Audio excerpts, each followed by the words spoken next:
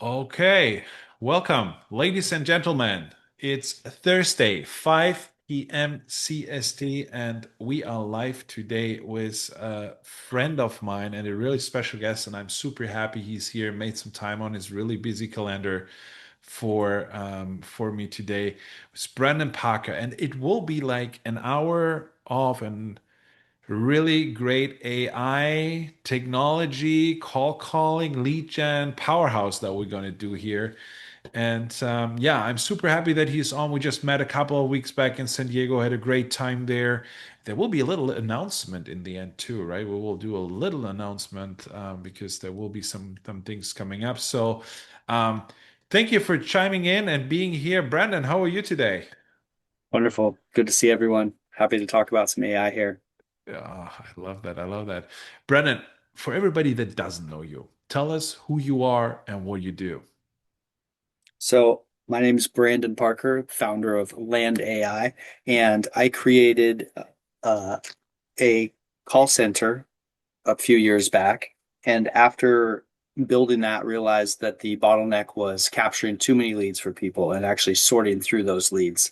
And so, what we ended up doing was developing an AI tool to help sort through and qualify leads with a professional sales conversation. So now what we do is we do an outbound cold call. If someone's interested in possibly selling their land, we live transfer it directly to conversational AI, and it has a sales conversation with them.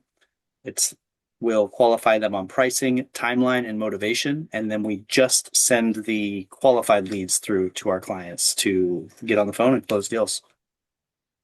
I love that. I love that. That's so cool. But let's get a couple of steps back. Like nobody gets born to be a land AI CEO, founder, whatever.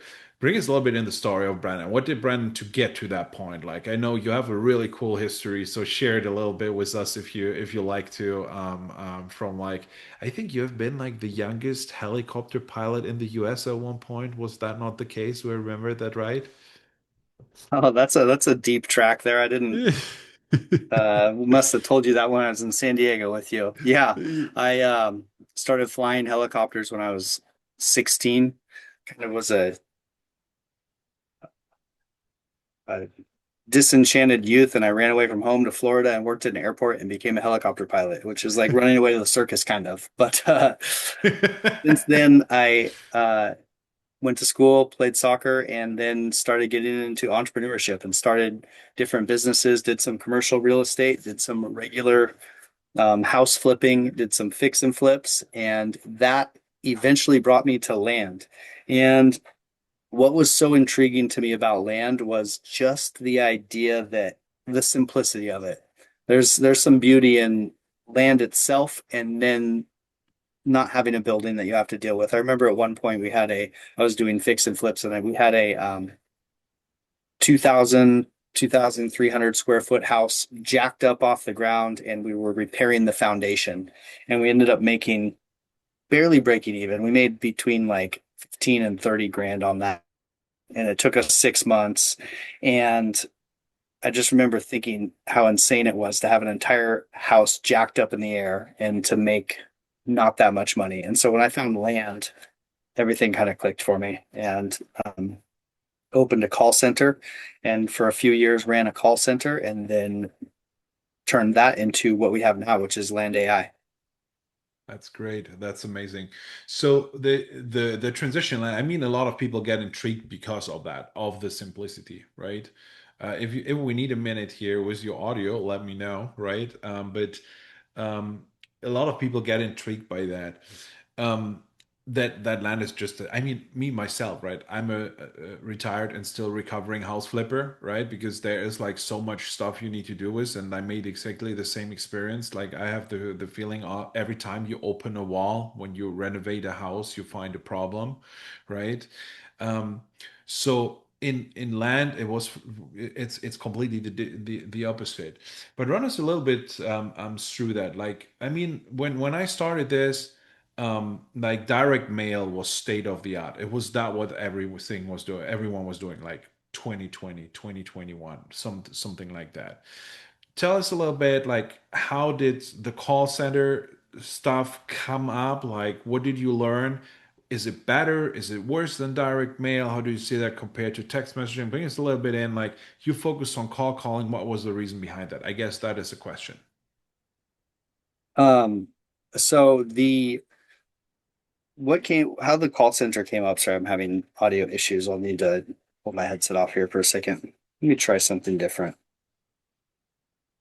Can you You still hear can, me? yeah, if you're, we can make him break a minute or two, and we can just like make a little round of wins if you need to have some time to sort out yourself. Yeah, why don't you take this on for a second and I'll You figure it talk out. to Lucas. Yeah. Great. Gene, how are you today? I've seen you in the morning. We gotta stop meeting like this. Good, Good. That's really, really amazing. good. The customers are delightful when they call you back through the line and start saying all these things, and you bless them, and they don't like to be blessed. So So did you you get just yelled at politely, today? Yeah, but let's do that right here. Like, Gene, mm, like you're one of our autopilot customers, right? Tell us a little yeah. bit. You came in this like 3 months ago or 2.5 months ago. I came to you because you're on all of my calls. You have been, I see on every other call. Walk us a little bit through the transformation you went through in the past 2.5, 3 months, like what that meant to work in this environment where we brought you into with the land autopilot. Oh, it's a lot of work. Um, Prior to me starting with this, actually, I was on, I'll call it a sabbatical. I just was retired, but still hanging around, calls and stuff. And I realized that I need to get my credit cards paid off and I need to make this big move and make $600,000 and get me back into Dickinson near a church. And I felt like, yeah, I know what to do, but I really needed something with a lot more structure. And let me tell you, Robin did that for me. And it's been I'm a work in progress.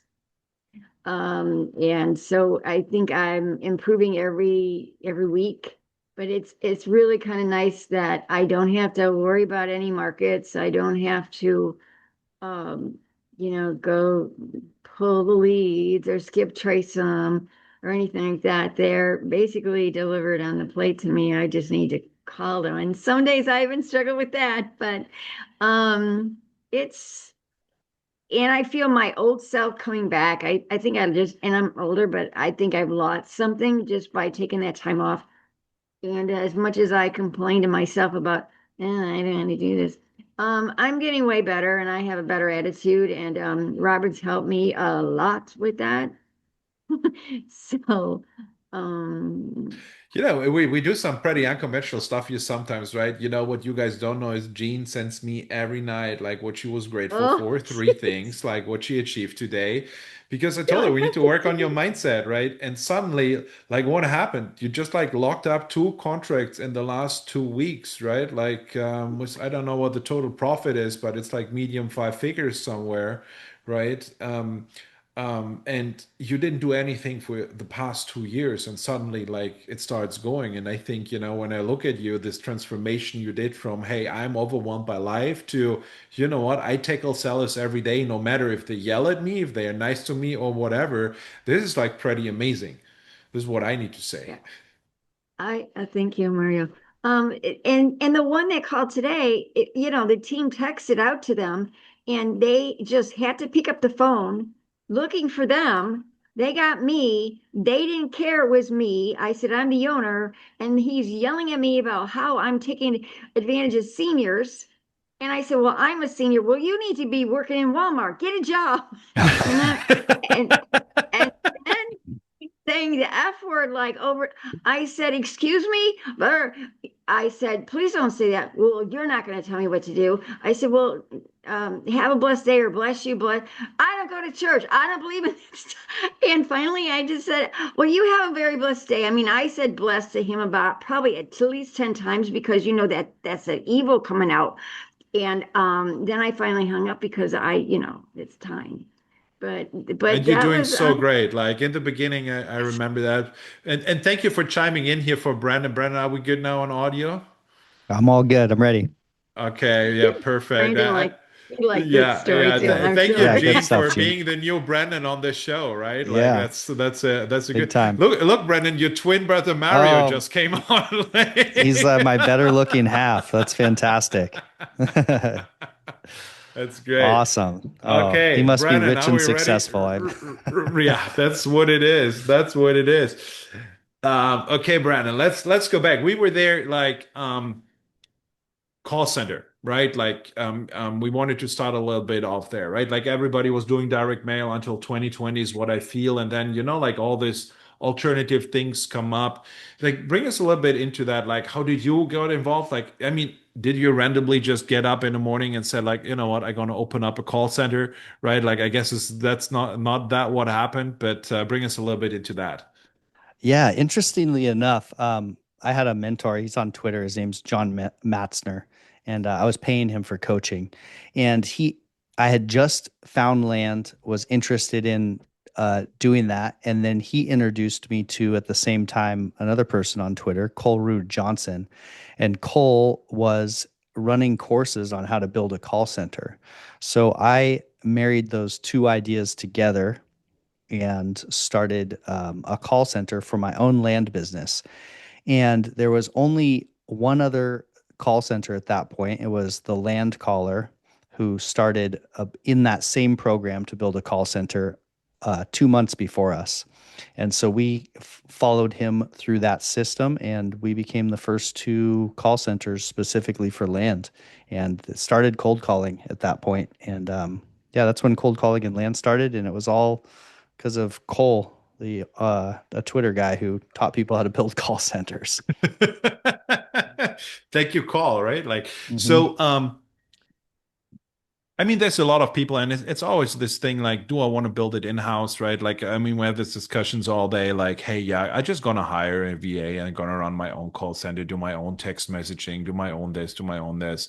What does it take to build a call center? Like, what do we need to do, like, to really be on top of that? What are the things people don't see, all the blind spots people don't see when it comes in terms of like a call center? Yeah. So what it takes, and people can build a call center there on their own.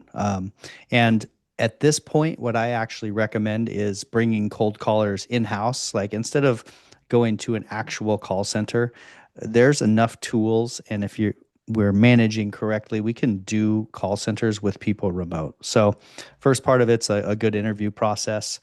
Um, Finding people in Belize. You can do that on Facebook or Belize job boards. Egypt, the same thing. Facebook is a good place for that. Onlinejobs.ph is another good spot. Hiring, a good filtering process. You'll probably get hundreds of applicants, and the way to filter through them is have them send a Loom video of their workspace and talking on their headset so you can make sure they're clear. And if they show you video evidence of their like a dedicated workspace, those two I found to be kind of the quickest and dirtiest ways to sort through about 90% of people. That'll turn your 100 people down to 10, and then just get them on the phone, have a conversation with them, have them read a script live and role play with them and just see how they are. Hire.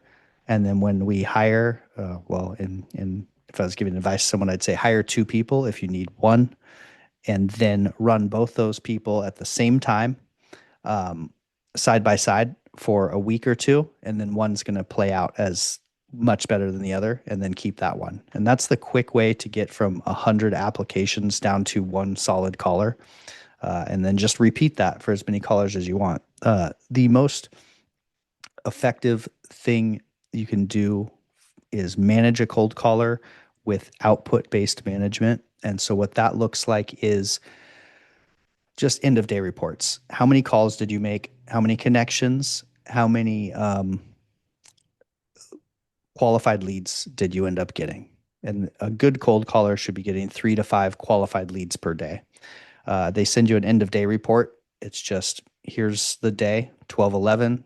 I made, this many calls and got this many leads. And then they just drop that in a Slack channel. So you can always go back and reference what their baseline is. And then all you have to do for QA is to listen to the leads that they send you, those 3 to 5 leads, and go through those with a fine tooth comb, make sure that they are actually qualified leads, and listen to how those scripts sound. Um, so the hidden work in running a good cold calling operation is the details within the management and within the quality analysis and with checking in on their script. What most people do is just hire someone and then just get a ton of leads and don't do much of the quality analytics and much of the management part. And that's kind of the art to cold calling, especially once you get more than 1 or 2 callers. That becomes more of a hefty lift as far as running a good cold calling operation. So does that Okay, answer for your all question? the How to do it? for all the listeners outside, you don't know how to build a call center. You're off to the races. Thank you, Cole, right, for bringing Got that to this. Brandon. He just ran it down in 2 minutes.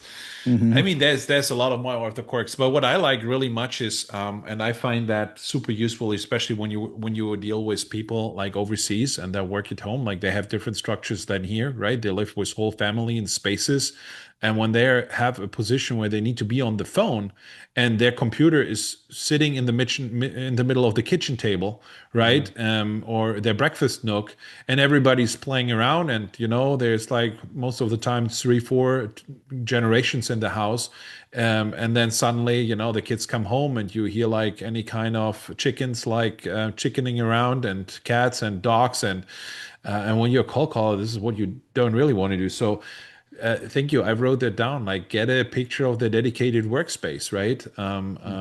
Where it is, and that's really good. Let's talk a little bit about management, because I think you hit something there really, really well, and that is like the fact. I always have the feeling, and I talked about it yesterday in a live. In a lot of people that start land investing treat this like a hobby, right? And what they think is that or what I see from the outside oftentimes is that people come in here and just think, I'm gonna found an LLC, send 500 letters, hire a VA in the Philippines, and he will run the business for me. What does management mean like for you, right? Because this is like a really entrepreneurial skill that you need to learn. What makes a good manager in a land investing company, and especially when you do cold callers, you need a couple of those to make your numbers, right? Like, how do you organize that for yourself, or when you started out? Maybe let's get a little bit into that. What does a good manager look like? Yeah, if I was starting, a lot of it comes down to documenting processes, and I have a real clean system as how to do that. But that's the key that underlies everything, and it takes a tedious, slow build up, but as you do it, you build momentum and it starts to feel like a real business. So the tactic there is for any task that you're hiring. First, look at where the majority of your time is going and like the easiest things to offload. You can do that with time tracking apps. There's one called Rise that I still use to this day. And I go back and I can look monthly at the different areas of my business where I spent time, and I can identify bottlenecks in my personal time. So, for example, right now, uh, this last quarter, I saw that my main drain of my personal time was managing client relations. And so that was my next hire. I hired a client success manager who took that big chunk off my plate, which freed me up to go head up to the next bottleneck. So, same thing applies to every level of business. The first hire is just for a land business is going to be someone to maybe like a lead manager, maybe a dispo person, maybe just a general VA who can take tasks off your plate. And then how to document those processes is I do the actual process and take a Loom recording of it and I walk through it. Then I take the transcript from that recording, I put it in Chat GPT. I make a step by step guide checklist in Notion of exactly how to do it. Then I put the purpose, why we do this, any extra info they need, and any links that they're going to need to get that job done. Then there's the task list. Then there's the Loom video. Then I pass that to my person and I watch them do that task. They go through the task, and as they go through the task, if they have a question, like, what do I do at this step? Then I'll go look at that. I'll tell them, I'll rewrite it, and then I'll have them keep going through. So we'll adjust it so it makes more sense. So um, it's pretty quick and easy. But then after that task is done, now that goes into a documentation area where we can find it again. And that task is off my plate. I should never have to actually do that again at my company because that person knows how to do it. And if they leave, the next person who replaces them, there's a document for it. So then that's how you document, and then training the team on my processes. Like, and what I tell people when they come in, number one is part of your job is to document your job. So if you're doing a task more than 2 or 3 times, we need an SOP for it. And the other thing is, before you come and ask me a question about how to do something, the first question I'm going to ask you is there an SOP for it? And if there's not, we're going to make one. And I tell people, if you come to me a couple times in a row asking for questions and there is an SOP for it, then we don't want to be doing that. So that's how I would handle building, hiring the first people, and documenting. That I mean, that's so detailed, if that makes sense, right? Like, and I guess a lot of people don't really see that because when you hire somebody in the first place, it is work before it takes work off your shoulders, right? This is Mm, like literally what you're saying, like especially when you're new in this business, when you're onboarding something, you know, hey, there's labor out there that you can hire for 5, 6 bucks an hour, but a majority of these people, right, they will deliver you what you get for 5, 6 bucks an hour, and they will never meet the expectation that I see a bunch of times out there. Um, um, is that they pay 5 bucks an hour and hire a rocket scientist that just will mm, invent the next NASA rocket that brings you to Mars, right? And this is like not yeah. the case, right? And I think there was a lot of like good stuff in there, really like make that recordings, make it as clear as possible because you do it once and then you never do it again. And you have the standard like workflows in your company that you do every day, right? And when you want to outsource it, the better you document it, the better the result will be from that person that takes over, right? I mean, by time you probably get in a position that you will be able to hire people that have more knowledge, that are better, that will make even your process better, that then create those better SOPs while they're doing that. But in the very beginning, it's really a lot about like the documentation process and like really making it pretty clear what you expect and how they're gonna get there, right? Like this is what I see a lot of times happening. People are just don't have a clear communication about, hey, this is what needs to get done. So I love that purpose part of that, right? Why do we do this in the company? Yeah. And for it depends on where you're at in the process. If you haven't hired a um, personal assistant before, or haven't maybe run an employee in a remote business before, I think that taking the leap and hiring a um, some global talent, like one person who you're just going to work with and teach them how to do things to help you, that's the biggest unlock. 80/20, I think that anyone can do is hire your first person and start learning how to effectively delegate tasks, because that's what separates people with effective help and people with help that makes things messier and is just mayhem. And so when you get just one personal assistant and you say, hey, you know, I need this plane ticket. And then you have to most people would say, okay, well, I need a plane ticket. That's actually just easier for me to do myself because I suck at delegating. It's going to take me longer to delegate that than it is to just go get a plane ticket. What getting a personal assistant does is it trains that muscle where um, I'll delegate that all day because I can do it. I can delegate that much faster now. But that's a skill, and and learning that skill is probably step one of starting to build a business and a company that has more than, 2 or 3 employees.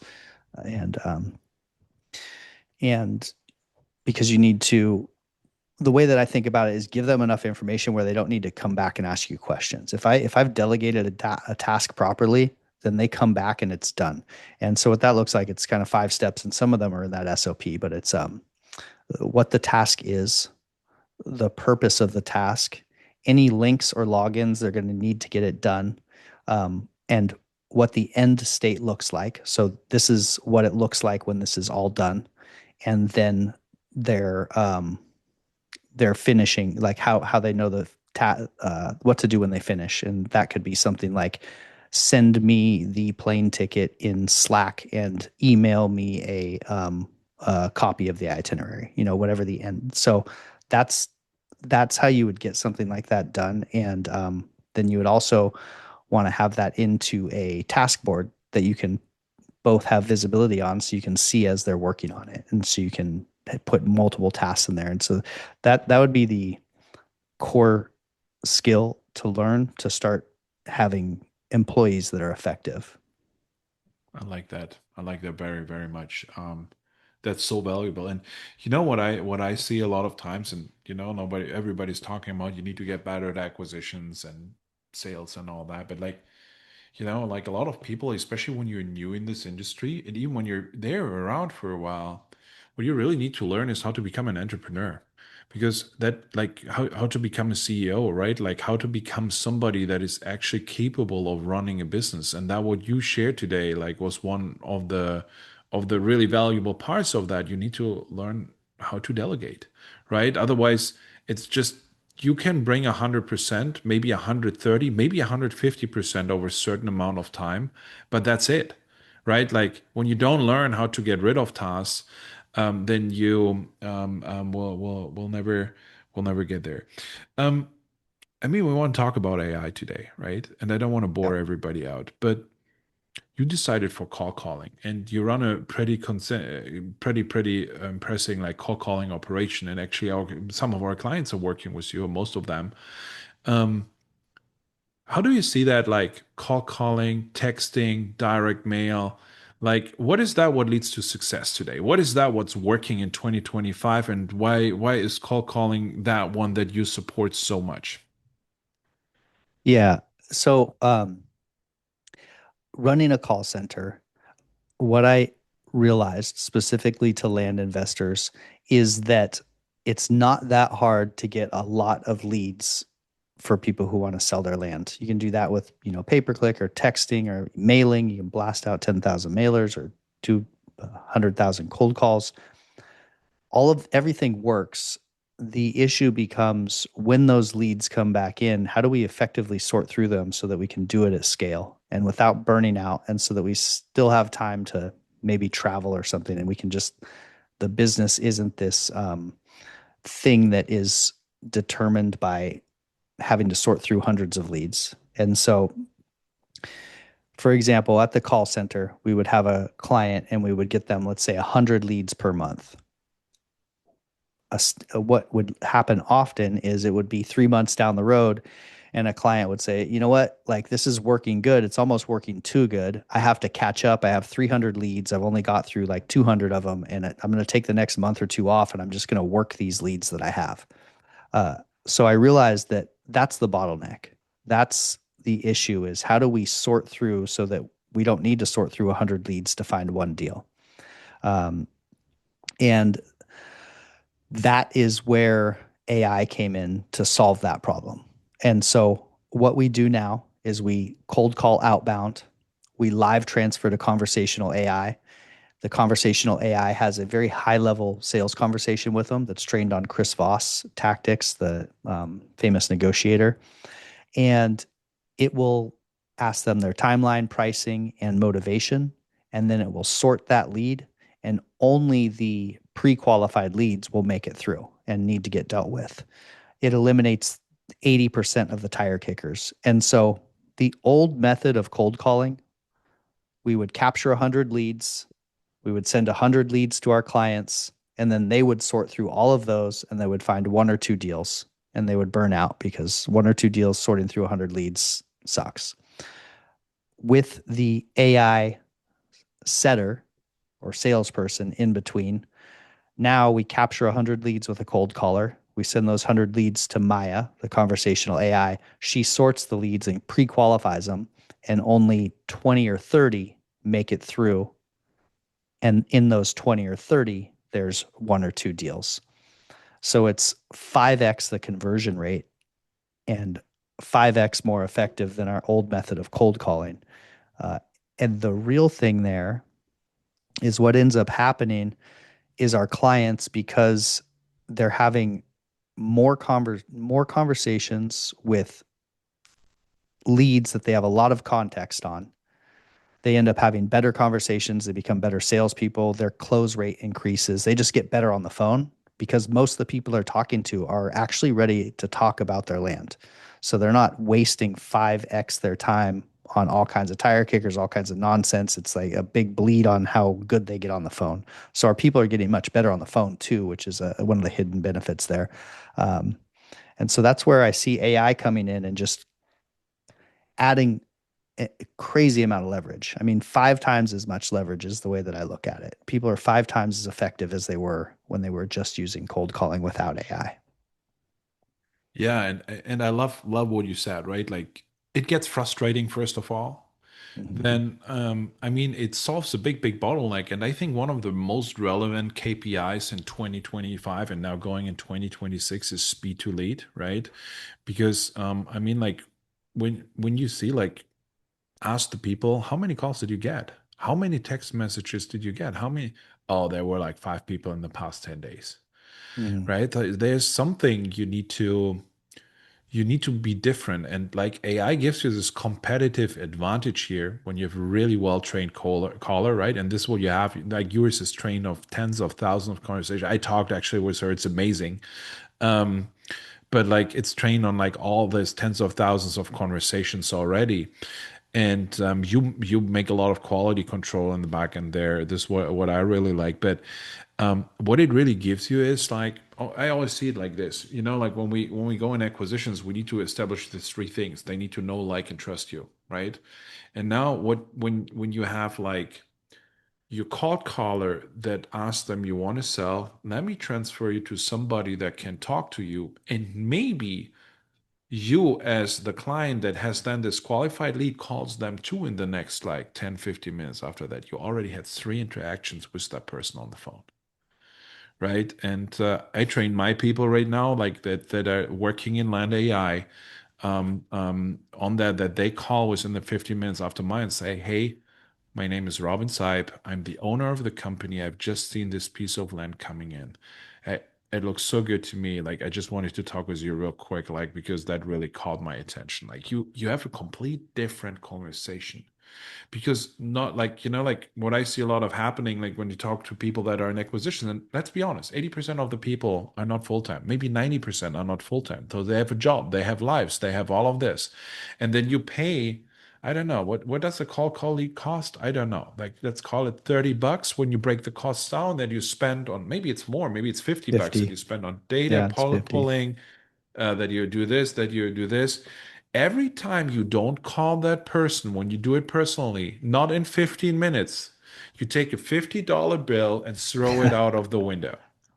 Mhm. That's the reality, right? So, and when you now like manage it to really curate this pre-qualified lead in a way that you build trust from day one through just being one thing, reliable, you already make a difference to 99% of the other peoples that are calling, right?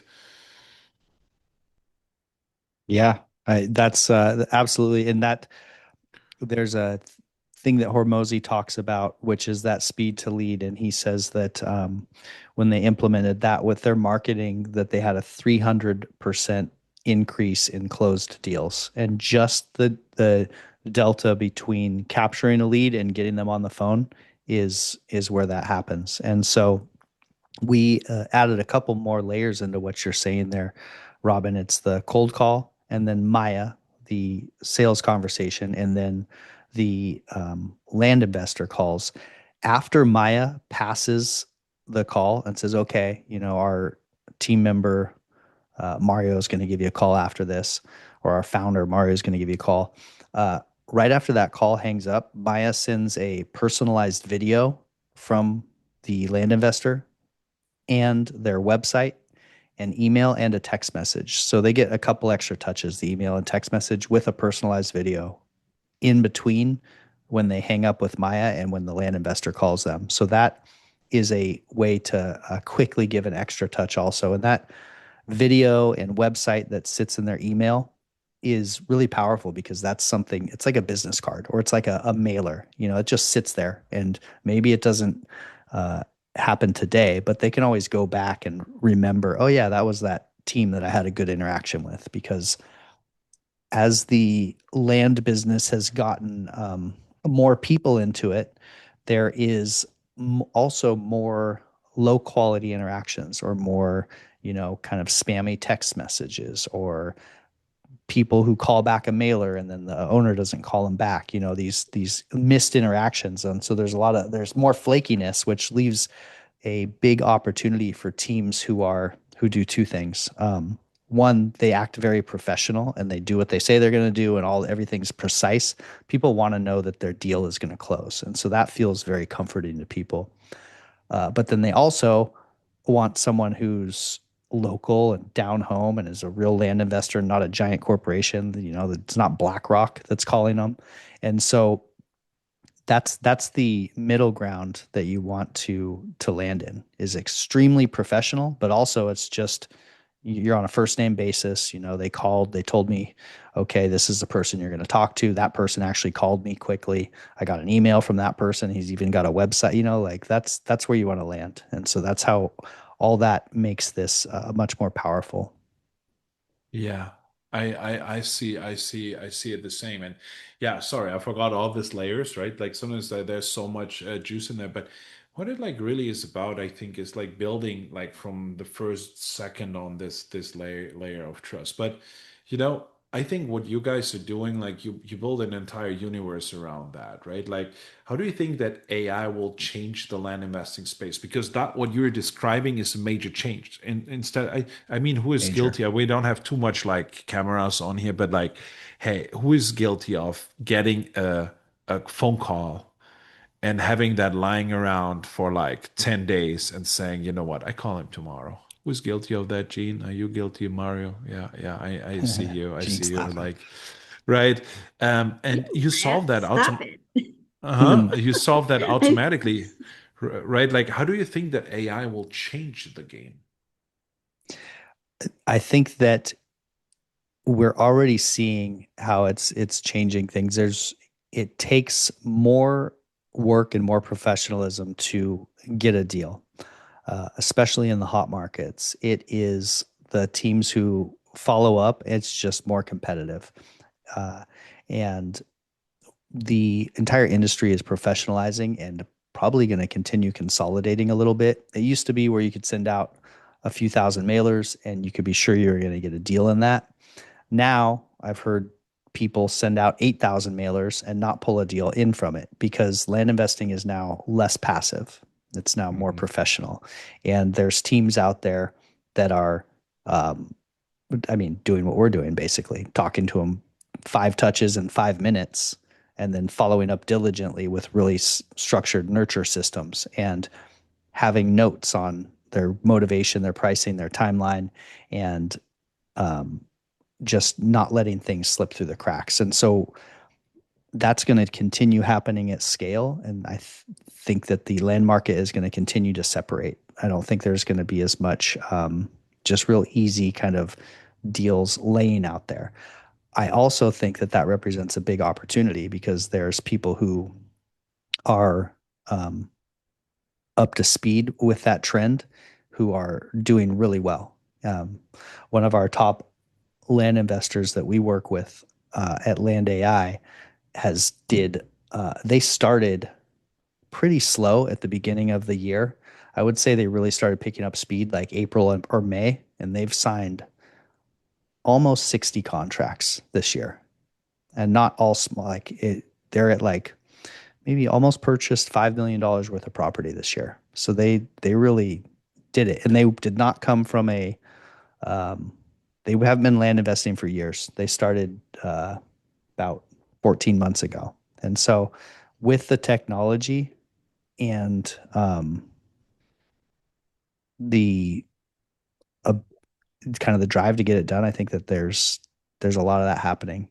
So that's why there's less deals just laying around out there. Yeah, I see it the same.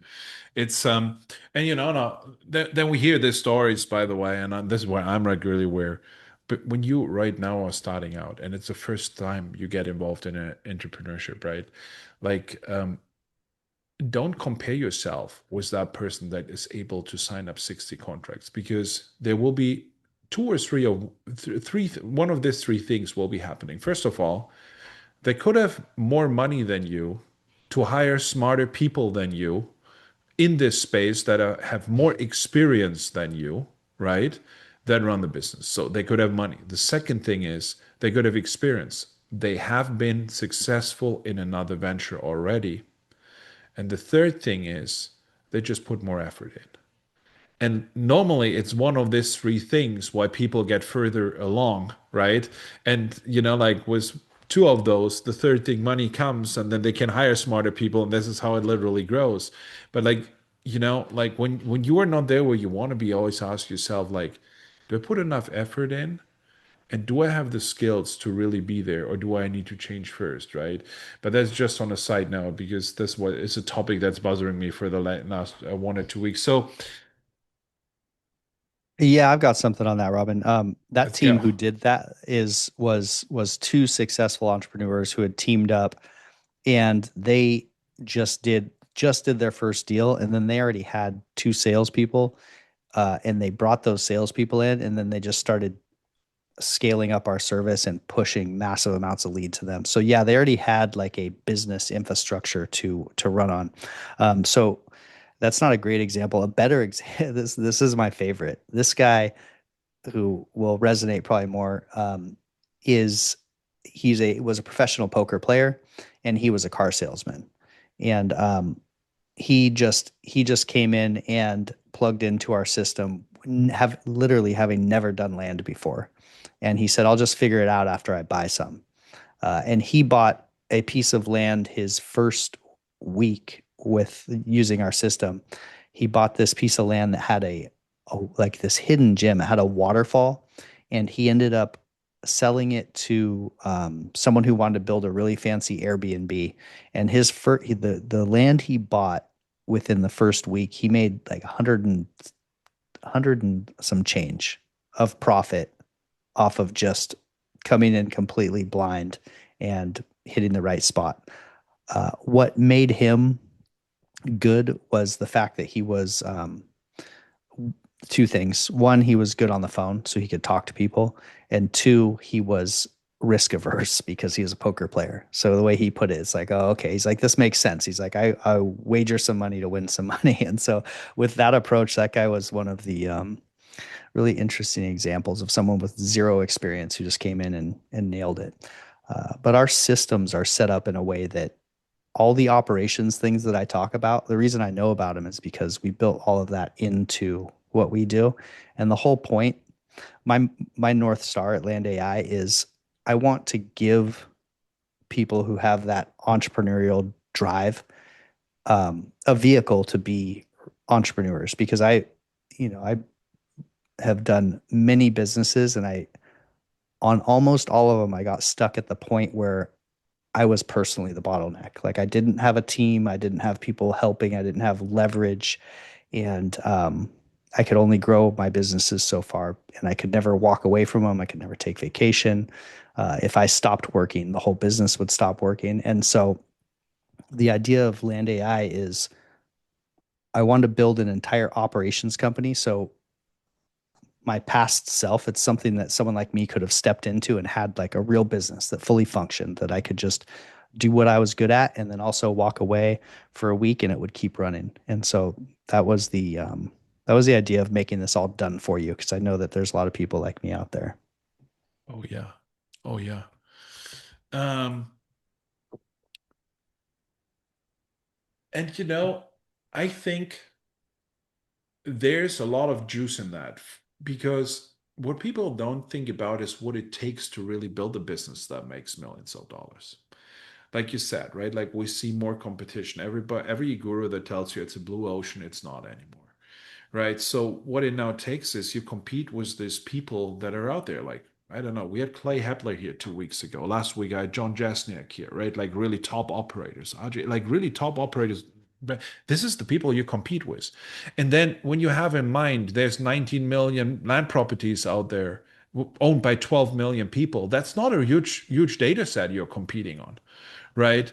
So it gets more and more professional. And when you just enter this, you need to put so much effort in to go so far. So I think always the question is, how do you want to get involved? Do you want to build a company of the scratch? Do you want to sit there like Brendan is and think about, hey, do I hire my first employee, right? And how do I onboard them? And how do I train them? And then when he's there, I need to hire the second one, right? I think there's a shortcut on that. And this is where we really well connected also on that topic, right? Like, hey, how can we provide for land investors something where they just like focus on one thing, and that's really talking to the sellers, right? And um, because this is, in my opinion, the highest leverage activity in land.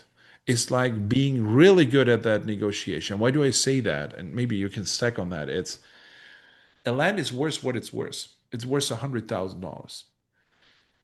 But the difference is, can you contract that for 80,000, 60,000, or $40,000? With 80, you make 20 grand in profit. Like we keep it simple. Let closing costs away, like just for purposes, right? When you get it for 60, when you're so good at negotiations, you make 100% more profit. And when you get it for 40, when you're able to get it there, you make 200% more profit. And that's really, I think, where the real mastery is. And I think that's in 2026, I was thinking a lot about that. I think you need to make the decision, where do I want to be? Do I want to build a business, right? Do I maybe want to rebuild the business? We see a lot of people in the industry right now being in a position where the last 2 years were overwhelming. The market was slow, like new technology came up, like things like Maya that you develop, which is hundred thousands of hours that you guys spend there training that model, right? Like building the IT integrations. And I know, like when I ask you, oh, but can we use it for this? No, Robin, it's not that simple, right? Like pull a little bit back, right? Um, um, like there's a lot of like, when you really want to build it to be competable, you need to make the decision, can you do that? And do you have the money and time and knowledge to do that? Or you find somebody like Brandon, right? Like was lined who has done the work already, right? Where you eliminate the things where you need to get good at in the process to really make some money. It's just a shortcut because um, and I mean, like, let me talk about that, right? We worked together now for 3 years, 3 months with Land AI and the Land Pilot. We created a program together. It's called the Land Autopilot, right? And where we bring these two worlds together, this fully managed acquisition backend from like, hey, we take care of choosing the right markets, pulling the right data in this combined program. We call it the autopilot, right? Um, to like really giving you that calls you need. You have those calls, and when we comp all deals for you in that program together, right? And we just like dispo all deals for you. So the only thing where you need to concentrate on is just one thing. How do I have this conversation really well? Right? So, and now comes the trick. That costs money, right? Because when you run a business, you have overhead. But guess what? What was the first skill we needed to learn? The first skill we needed to learn was we need to be really good at sales to make money in this industry, right? So the second skill we just need to learn right now, how do I get the money to buy an operating system, right? And this is like the responsibility of a CEO. How do I have enough funding to keep it running? Because 95% of businesses get out of business in the first 3 years. Guess what? 95% of them get out of there because they have trouble with capital, right? So you're suddenly working with was Brandon, right? Like on the acquisition side was Land AI, and working with Land Pilot on the back end, you have like a full this whole system. Like you have the latest AI tools that a Brandon like develops every day. And I think there can we talk about that? That you have a couple of things on the agenda, that it's not just only working for call calling, for inbound and all that. I don't know if we can even do that, but like you're making it better every day on a scale because you focus on doing that while your customers focus on doing business. So it's like an economy of scale we bring together here, right? Sorry, bring a couple of thoughts. I was talking a lot right now because I was Oh, that's great. excited. Yeah, I'm excited too. I love it. I was like just listening to you having a good time. That's yeah, what you're saying is right on. People often who say, "Oh, I want to build a system myself." And having built a land system over the last 3 years, um, kind of what I think in the back of my head is that's me. I get it. Also, you're never going to catch the land business. Well, I shouldn't say never. It will be, it's an uphill battle catching the land business right now because as people start to build systems, there's teams that are using and leveraging AI that are building systems that are reaching escape velocity like faster than the intermediary systems can catch up. So people can be building systems, but the systems that are being built with AI right now, by the time someone gets something built up, there's going to be other things going on. And so I think because of the speed that things are moving right now, that it is a who, not how time. Like, what am I personally good at? Who can I find to partner up with to move faster and stay on the edge of the industry? Because that's where people are going to end up making money. And I mean, I'm not talking just what other people should do. That's how I personally think about it. Like, and I'm someone who's been building as fast as I can with multiple developers, spending hundreds of thousands of dollars developing, and I'm partnering with people because I think I have to move faster because it's going to consolidate and I want to be And, ahead and of the and you have consolidation. like I think a 16 people AI team where you have access to a development team, right? With 16 people that could work on that. Did you say our whole company is 50 people? Yeah. Did you say 60? What'd you say there? 16 people that are just in the AI development Oh, stack in your company where you can access to. yeah, yeah, we don't quite have that many, but yeah, we have a whole team of developers and AI automations people, and so we are all day every day working on making that better. And that's why, and so that's part of the idea of the partnership or teaming up with uh, Land Pilot is just that there is it, things are moving so fast that just combining resources with other people who are good at land is a big play right now, and that's also part of why the model where we're looking for great land operators or just people who are ambitious or good on the phone or want to get into land, like that human aspect, that human touch that sits right in the middle of these giant systems is one of the really important parts of the puzzle. It's like, yeah, we can do all these AI systems to get someone on the phone, but someone has to actually do the negotiation and actually sign the contract and be the human in the loop. And that doesn't just scale by, a couple people doing it. That scales by tens of people with their own businesses that are incentivized to grow it. Um, and that's the same thing with the land pilot, the dispo service is like you can dispo really fast, but you still need that human in the loop with eyes on every deal and making those deals happen and all those good salespeople. And so that's how I look at it. It's like a team of three. It's like the acquisitions, AI systems, good land investors in the middle, and then good dispo systems with land pilot on the other end. And I think there's a killer synergy there. Yeah, that's really what it is, right? Like, I mean, when we started talking about that, we were both fascinated by the idea to give an ecosystem to people, right? Mm-hmm. Because, when I built this, like when we started like out in 2020, like that we could get to that success, like doing like over 350 deals in like 3 years, right? In our first 3 years, like without doing a first deal in the first year, right? I always tell that story, right? I That's need 12 crazy. months to do my first deal. So when you have done a deal in your first 12 months, you're much better than I am. But what you shouldn't underestimate, I had like a huge package of investment capital when I started this. I had like a 13 years career as an entrepreneur when I started this.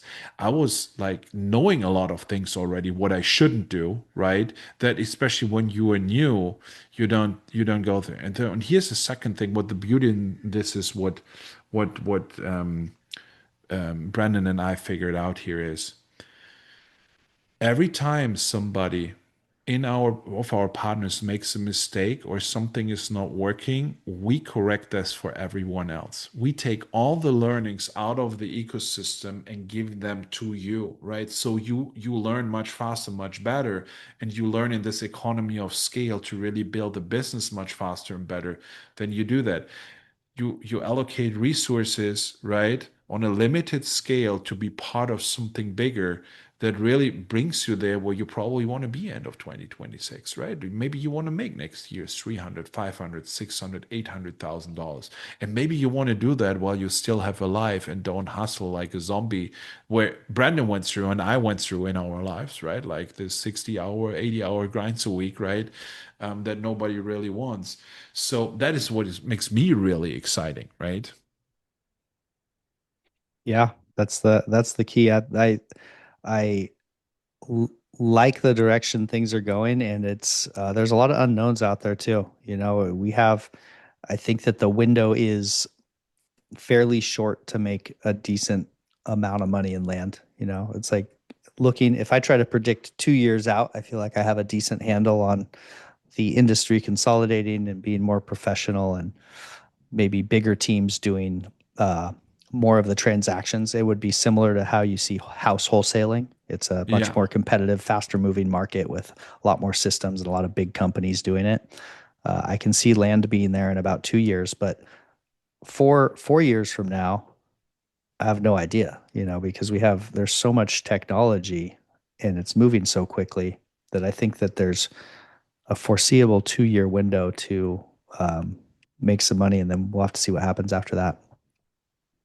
Yeah, and I see it the same. It will be like really, really this professional and this is I think the decision you need to make today, right? Are you able to and willing to bring and capable of building like a huge corporation, right? That like runs hundreds of thousands or there are guys out there that run like 200,000 records, 300,000 records a month, right? Like so from this 12 million owners in a year, they contact over 2 million people somehow.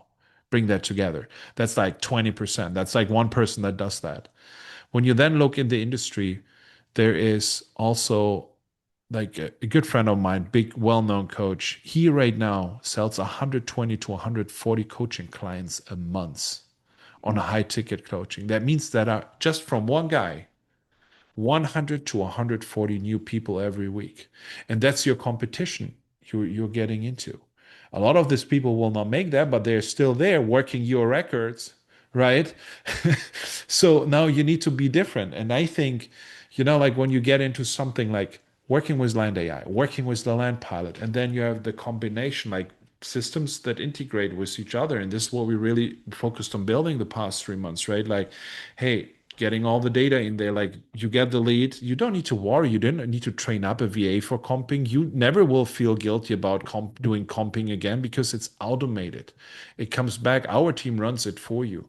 When you have then the contract, everything is in there. The contracts are sent out from like the whole CRM system, the nurture sequences, the long time nurturing of those leads, all of that is built and done for you. You don't need to think about that.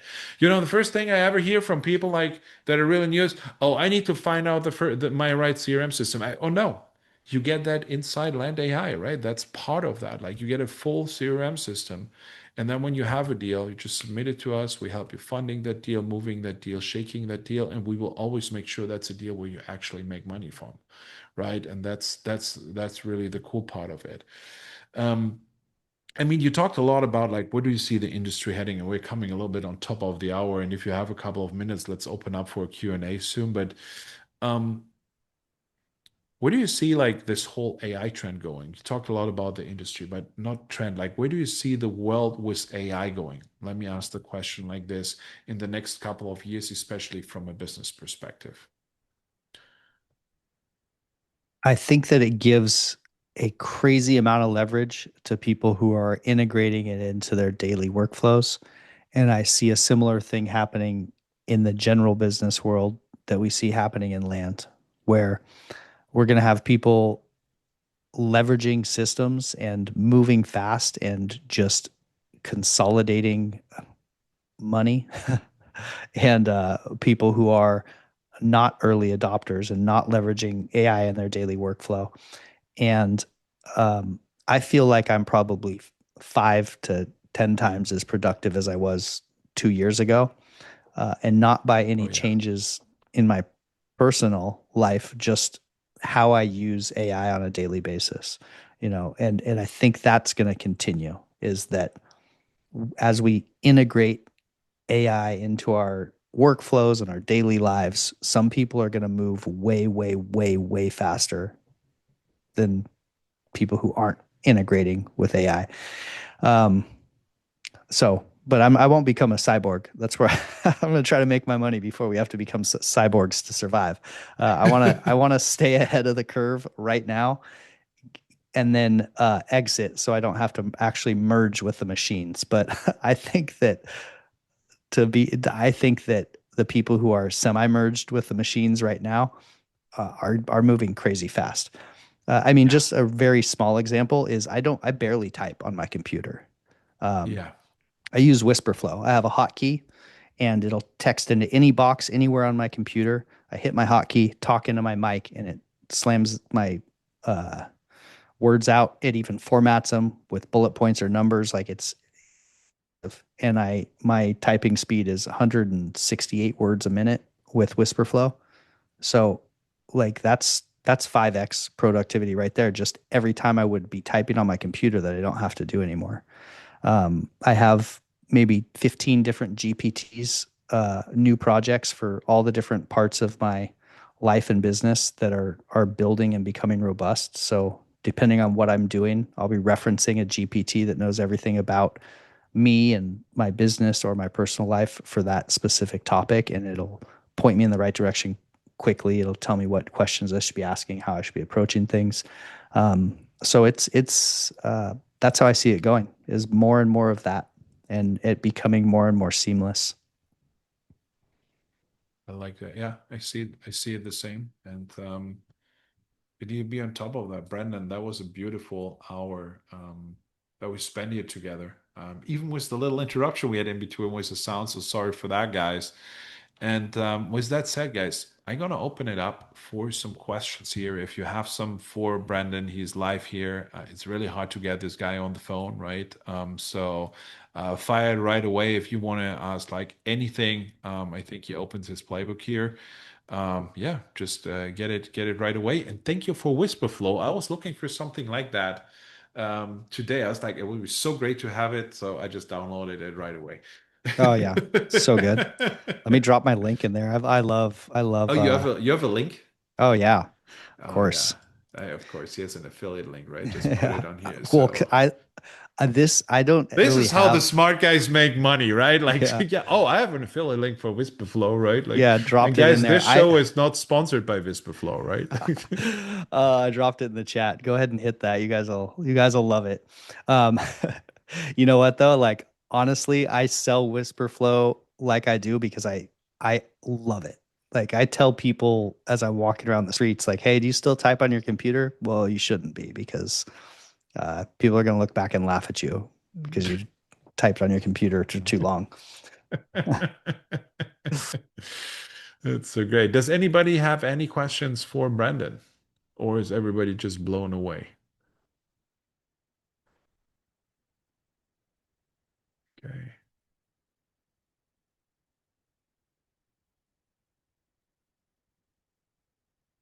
I don't think so. Brendan, then let's close this off. Thank you for being on here and sharing what you shared because I think what you do is so valuable. And I had the pleasure for working with you for 3 months now. And I think the operation you have is super professional, super great. So for everybody that's here, we're gonna just where do people find you? I didn't ask you that. It's landai.ai, right? And any kind of socials you wanna throw out here where people can reach you?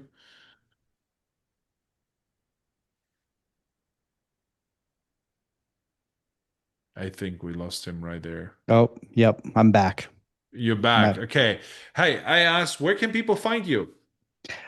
find me at landai.ai, the website, or brandonparker.com, or on Twitter at brandonparker_o, or on YouTube at Brandon Parker. I like it. Great.